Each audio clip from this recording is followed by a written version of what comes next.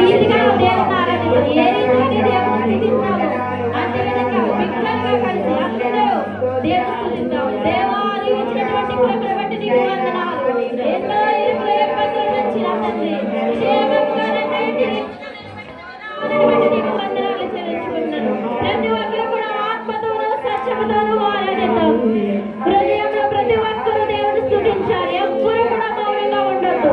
అనాలోచన అస్సలే ఉండొద్దు. ఎవ్వరు కూడా నీవే నా మంచి కాపరివి. ప్రతి ఒక్కరు మాతో కలిసి నీవే నా మంచి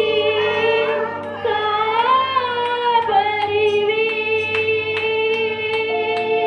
మరొకసారి చెప్తామా?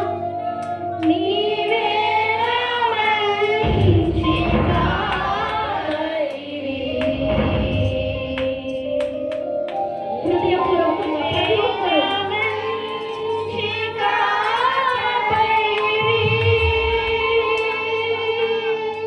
ప్రతి ఒక్కరు కూడా మాతో కలిసి పాటిస్తున్నారు.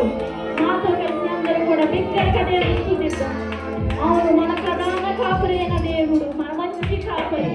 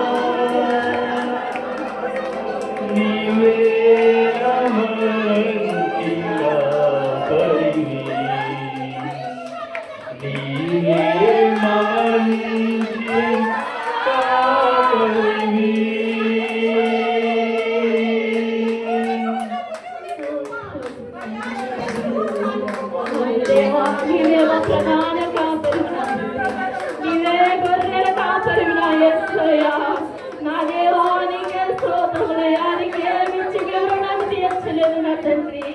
నా ప్రభు ఈ మందను మేపుచున్నావునయ్యా, నీకే స్తోత్రములు. దారి తప్పిపోకుండా నా ప్రభు ఈ బిడమ్మ ప్రభు కాయించున్నాను కాపరి, నీకే స్తోత్రములయ్యా. నా దేవానికి వందనాలు. గొర్రెలు ప్రభు కాపరి వెంట వెళ్ళేదగా మమ్మను సిద్ధపరచమని అడుగుచున్నామయ్యా.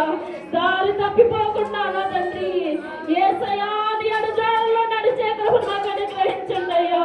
యేసయ్యా ఏ ఒక్క విశ్వాసి నా తండ్రి దారి తప్పిపోకుండా నీవే కాచమని అడుగుచున్నామయ్యా, నీకే స్తోత్రములు. యేసయ్యా నీవు ప్రేమించిన బిడ్డలు నా తండ్రి, నీవు మా చేయి విడువక ఎన్నడూ కాసి భద్రపరచుమని అడుగుచున్నామయ్యా, నీకే వందనాలు.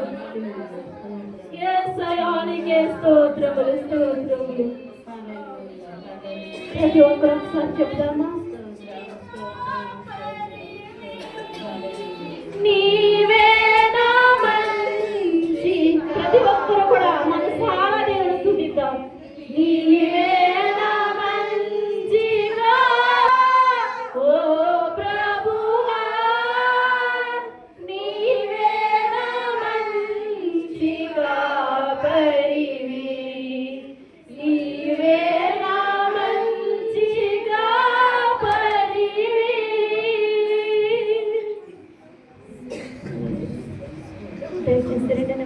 కరిగినను ఎన్ని నష్టాలు వాటిల్లినా, ప్రతి ఒక్కరు కూడా చెప్తాము. ఎన్ని కష్టాలు కలిగినను నన్ను కృంగించే బాధలెన్నో, ఎన్ని నష్టాలు వాటిల్లినా ప్రియ ప్రభువే నా పరిహారి. ప్రతి ఒక్కరు చెప్తామా? ఎన్ని నష్టాలు వాటిల్లినా ప్రియ ప్రభువే నా పరిహారి, యేసే నా పరిహారి, ప్రియ యేసే నా పరిహారి. నా జీవిత కాలమెల్లా ప్రియ ప్రభువే నా పరిహారి, నా జీవిత కాలమెల్లా ప్రియ ప్రభువే నా పరిహారి, యేసే నా పరిహారి, ప్రియ యేసే నా పరిహారి. నా జీవిత కాలమెల్లా ప్రియ ప్రభువే నా పరిహారి. ప్రతి ఒక్కరు కూడా ఎవరికి వారి హృదయంలో ప్రభు స్తుతిద్దాం.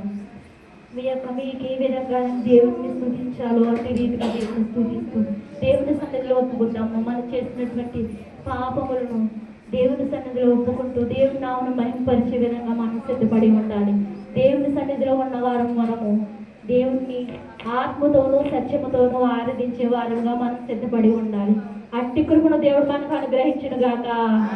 ప్రతి ఒక్క రోజు దేవుని సన్నిధిలో గడపడానికి దేవుడు కృపను అనుగ్రహించును గాక. ప్రతి దినము దేవుని సన్నిధిలో గడుపులాగిన కృప చూపును గాక. ప్రతి ఒక్కరు హృదయంతోనూ ఆత్మతోనూ సత్యముతోనూ ఆరాధించని కృపను మనకు అనుగ్రహించును గాక. ప్రతి ఒక్కరు కూడా మౌనంగా ఉందాం. దయచేసి మరియమ్మ గారు ప్రార్థనలో